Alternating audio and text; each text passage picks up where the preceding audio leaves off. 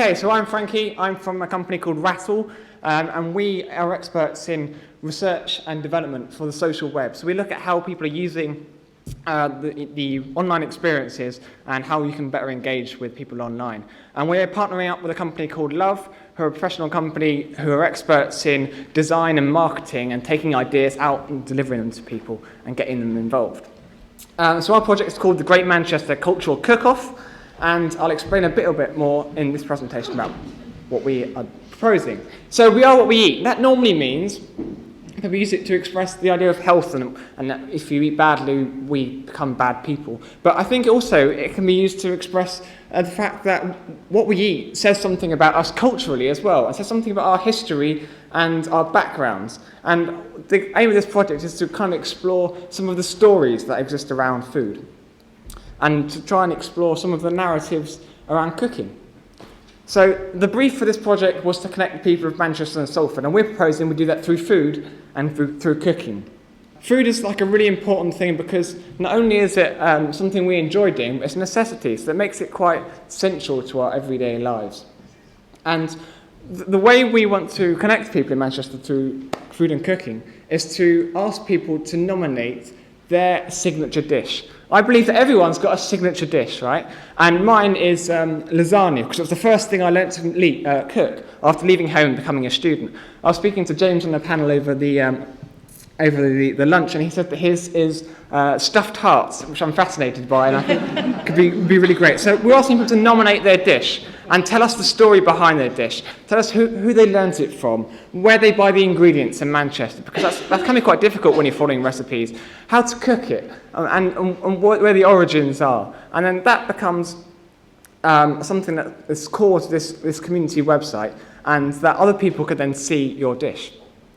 So to get us started, we need to see this website. So we propose working with some community groups to help us design and develop the website, but also to put up some of the initial dishes. And we think it could also be a really nice project for schools to get involved with, because school children could go home and interview their parents and their grandparents to find out their family's dish and what's been passed down through their family. It's quite a nice intergenerational idea to get the website started.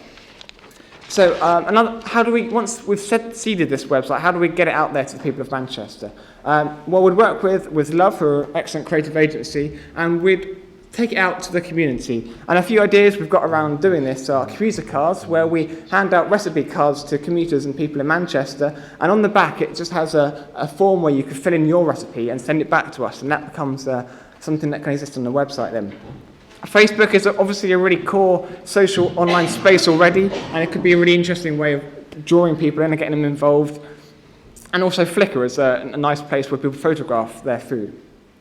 So once we've got all these recipes online, what's the social mechanism? Well, once you've got all these dishes and the stories behind them, I'm kind of interested in how can I make someone else's dish? And what are my comments on it? What are my notes? And did I change some of the ingredients? Did I add something? And what's my experience of it? And how does that relate to me? And that becomes this kind of really core social narrative that brings people together through the website.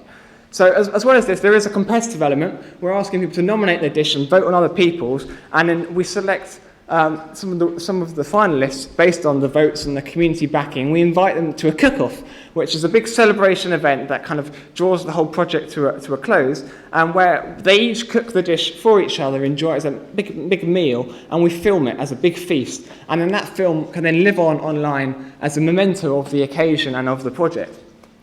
Another idea that we'd love to do is to take it out to a food festival and get some of these dishes, which are people cooking in their everyday homes, and take them out to the people and let everyone try the dish in a food festival and taste some of this marvellous food that's sitting behind closed doors in your neighbours' houses.